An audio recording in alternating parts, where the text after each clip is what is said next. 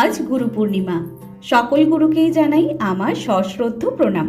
তবে আজকে যে ভিডিও শেয়ার করতে চলেছি সেটা হচ্ছে উল্টো রথের। ছেলের কাঁচা ঘুম ভাঙিয়ে তাড়াতাড়ি করে রেডি করে নিয়ে মায়ের সাথে চলে গিয়েছিলাম কিছু দরকারি কাজ মেটাতে। তার সাথে রথ দেখার ইচ্ছে তো আছেই। দিদা নাদির খুনসুটি দেখতে দেখতে আমরা ব্রজলাল চকে পৌঁছে গেলাম।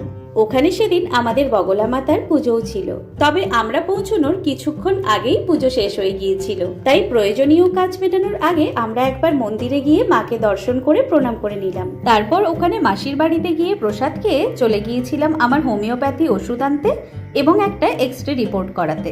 রিপোর্ট নিয়ে ফিরতে ফিরতে প্রায়ই সন্ধে হয়ে গিয়েছিল, আর তখনই খবর পেলাম সামনের রাস্তা দিয়ে রথ যাচ্ছে। এই বছর বৃষ্টির জন্য আগের রথে বেরোতে পারিনি, তাই আজকে যখন রথের দড়ি ছোঁয়ার সৌভাগ্য হয়েছে সেই সুযোগ আর হাতছাড়া করলাম না। রথ দেখা শেষে আবারও বগলা মাতাকে প্রণাম জানিয়ে আমার দুই ননদকে সঙ্গে নিয়ে বাড়ি ফেরার জন্য বেরিয়ে পড়লাম।